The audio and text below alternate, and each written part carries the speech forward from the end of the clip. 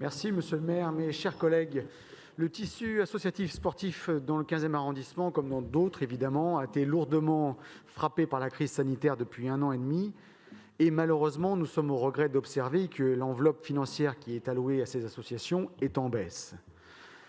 Il va de soi, évidemment, qu'on excipe la dette Covid, mais indûment, comme on ne va pas refaire le débat budgétaire ici, mais pour nous, c'est une dette structurelle qui l'explique. Et malheureusement, ce sont les associations du 15e qui en sont victimes. Depuis 2015, je le rappelle, les associations sous conventionnement pluriannuel d'objectifs ont perdu dans le 15e arrondissement à peu près 12 000 € de subventions, dont 7 000 rien qu'entre 2020 et 2021. Alors, M. Rabanan avait expliqué il y a quelques semaines que des mesures exceptionnelles, des subventions exceptionnelles seraient accordées à ces associations en raison précisément de la survenue de cette crise.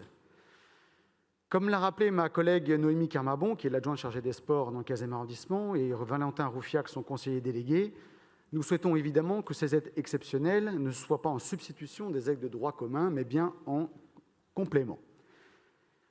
Ce n'est tout de même pas ce qu'on observe dans ces délibérations, parce que je vous donne quand même quelques exemples pour illustrer mon propos. L'association AS Bon Séjour a par exemple vu sa subvention diminuer de près de 4 500 €, alors que sur les 3 dernières années, elle a quand même enregistré une hausse de ses licenciés et, en plus, a fait des efforts de réorganisation interne pour éviter ses coûts de fonctionnement.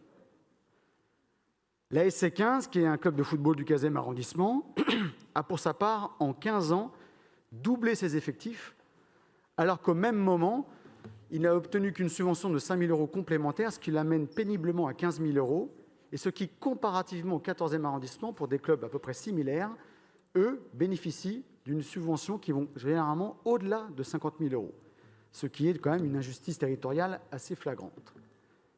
Dernier exemple, le SC15, qui a vu ces 6 dernières années ses effectifs monter de plus de 30 % et en parallèle, vu sa subvention diminuer de plus de 10 000 €.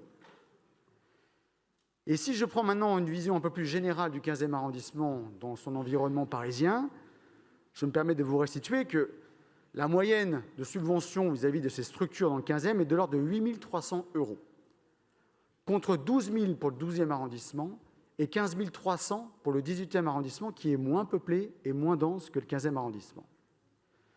Alors je sais bien, M. Rabanan, que vous-même, vous dénoncez les critères de ventilation de ces subventions, qui sont là depuis d'ailleurs 12 ans et qui n'ont jamais été révisés, et que vous avez à cœur de les réviser.